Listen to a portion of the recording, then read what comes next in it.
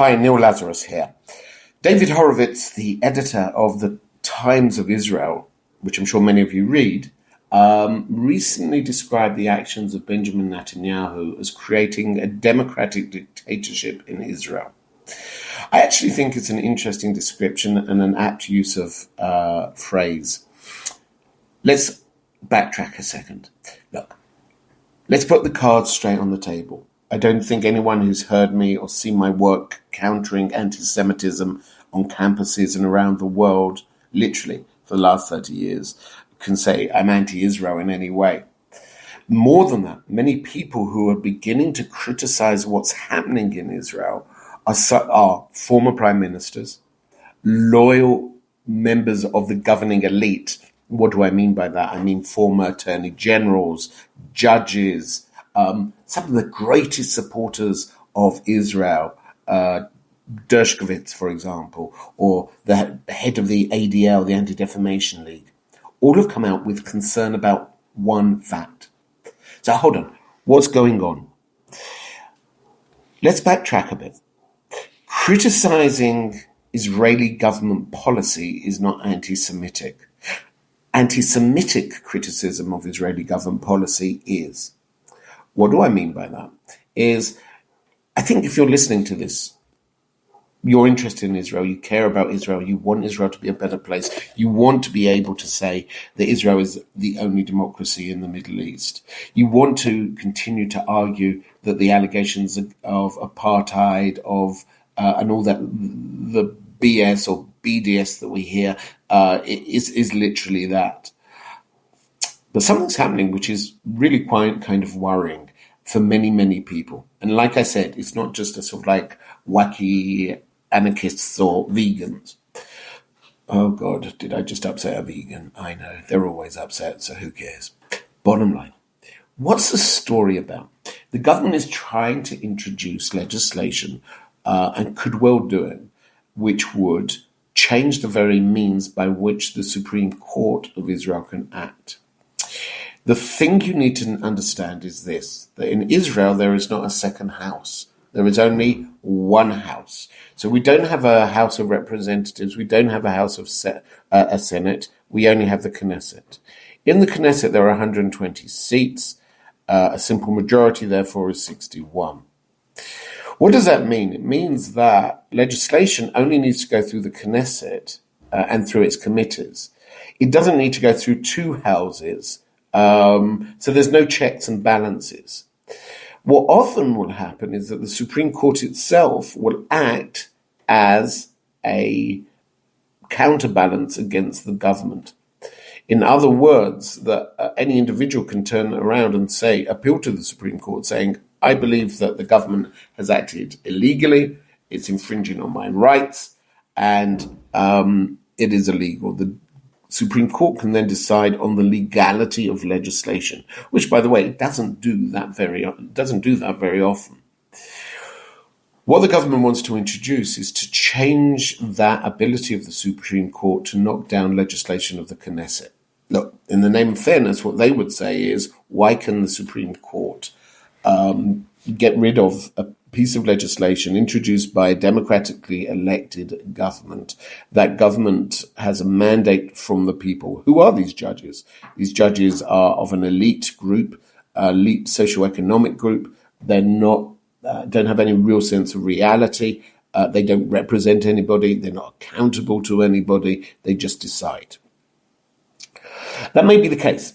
And you know what? I'm not saying that there doesn't need to be reform, but some of the proposals which are being suggested really do raise eyebrows or get a lot of people on the streets demonstrating. Why?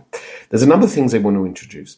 They want to introduce the fact that the government, with a simple majority of 61 seats, could rule over overrule any decision of the Supreme Court. That goes back to our original statement by David Horowitz.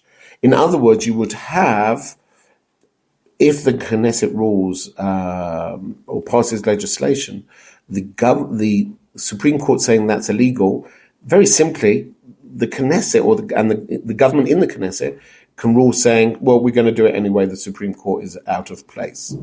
That basically means that there is no brakes on a government decision. There's no accountability. There's no appeal or second or means of appeal. That is remarkably problematic in a democracy. I remind you, democracy, unlike some people think, is not just about rule by the majority who's elected. It also provides a place for the minority. And second of all, there's accountability. And thirdly, there's a system of checks and balances. In other words, you don't have an elected dictatorship or a democratic dictatorship, if I'm to steal David Horowitz's expression. Second of all, what they want to do is to change the committee and the format of the committee on the selection of judges. So it's not only weakening the Knesset, they're going to change and politicize the appointment of judges within Israel, both of which are remarkably problematic. Another issue, which is slightly more subtle, but it comes into a whole decision about whether Aryeh Deri can be a minister. Remember, he spent time in prison. He then came to an agreement not to be a politician, to get over the fact that he had not paid his taxes. It's a question of what's called reasonability. In other words, at the moment, judges can decide whether something's reasonable as a measure of legality. That's not going to be the case if new legislation is passed. The new legislation would require 15, that's all of the panel, or all of the judges, because it's now been made larger, 15 High Court justices to rule unanimously, try that one again with a bit more coffee, unanimously to strike down a law. That's nearly impossible. So what's being created is a system where the government can basically decide what it wants. What makes this even more urgent is expressions by some of the far-right members of the government, which are openly homophobic, which enables people with homophobic opinions to influence the curricula in schools, or particularly time spent after schools by Israeli students. So again, remarkably problematic situation emerging in Israel. Finally, the crisis went above and beyond anything we have seen for many, many years in Israel.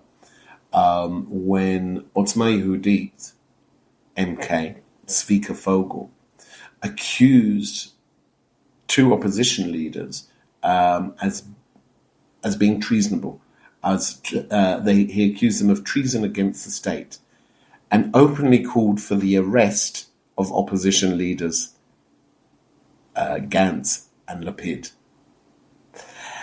If we get into that stage where opposition leaders in the Knesset are being fear arrest because they oppose government policy, that's an interesting new dilemma for Israeli society.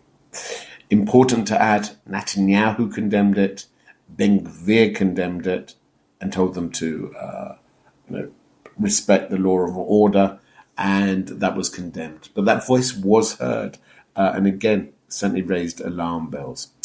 So bottom line, what I've tried here to do is to show you both sides of the argument. On the one hand, many people saying that the judiciary needs reform, is not democratic, and needs to be stopped interfering with decisions of democratically elected politicians. On the other hand, many raising the alarm bell, saying that the new Israel, if this legislation is passed, will not be a true democracy because there would no longer be checks and balances. I'll be fascinated to hear what you have to say. So send me an email at awesomeseminars2001@gmail.com, or on WhatsApp. You can find me, Neil Lazarus, and check out my website, awesomeseminars.com.